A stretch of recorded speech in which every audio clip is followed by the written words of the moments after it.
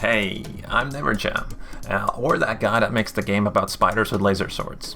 And it's time for one of my non-regularly scheduled SpiderHeck Devlogs.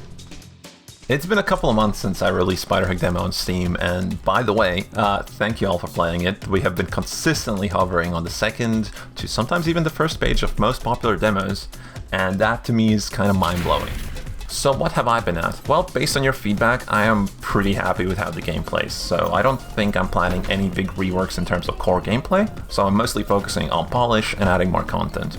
Like enemies, which is what I will be talking about in this video, which is probably something I already wrote in the video title, so I don't really know why I'm telling you this. If you have played the demo, you're already familiar with the two existing enemy types, and if you haven't, well, go play the demo. Current two enemies either try to stab you with their stingers or roll you over with their rollers.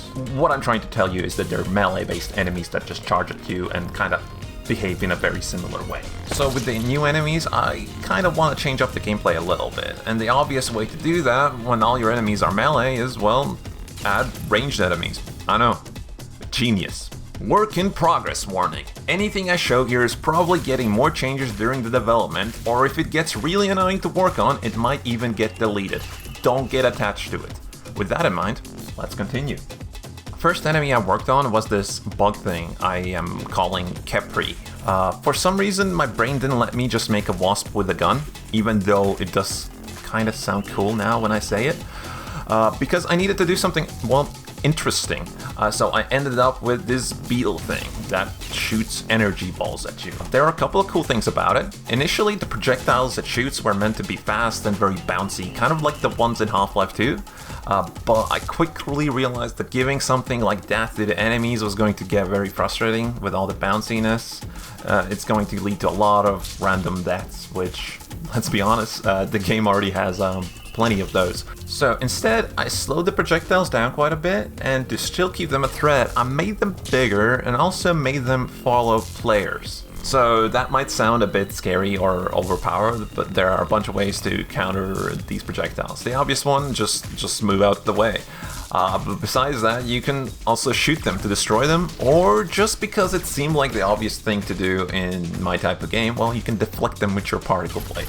And to make it even more interesting in terms of deflection, once you do hit them with a particle blade, the energy balls actually stop following you and start homing onto the enemies instead, giving you this little energy-based ally.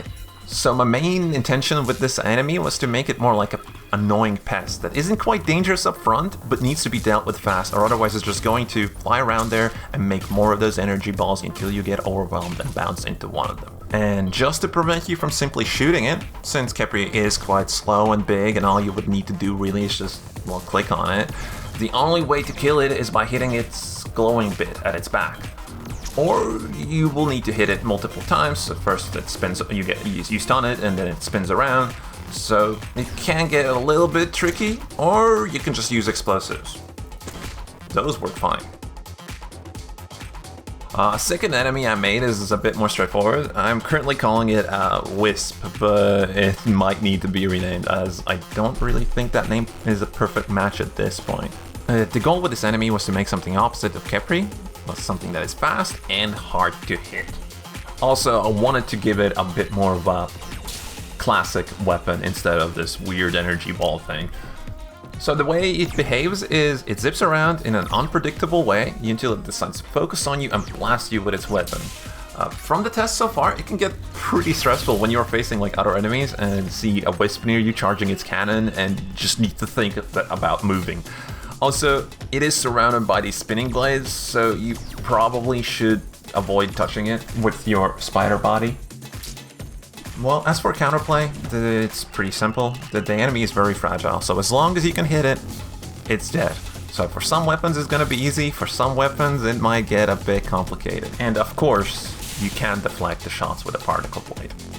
And even if you don't have a particle blade, I thought it would be only fair if the enemies can friendly fire each other, because if you ever played this game in co-op, you know, as the players, we have to deal with that all the time. And the final one for this video, This one kind of was intended as a joke, but then I took myself seriously and I actually made it. This is specifically for anyone who played the demo and spawn killed the enemies by putting their blade into the spawn zone. Well, it's an explosive roller. This is just that. It's a roller with a mine inside of it. I know. Amazing design. As for my goal with this one, well, it's to troll the spawn killers and also to make you move even more. Since, you know, avoiding explosions is generally a good idea. Now, the only thing I'm gonna say about this one is, yes, it is extremely deadly to you, but with some good timing, it is also extremely deadly to enemies themselves. Okay, I think that this is going to be it for this devlog. I mean, there are certainly more enemies coming. These are just the ones I am ready to talk about. So yeah, thank you for your time, and wishlist SpiderHeck.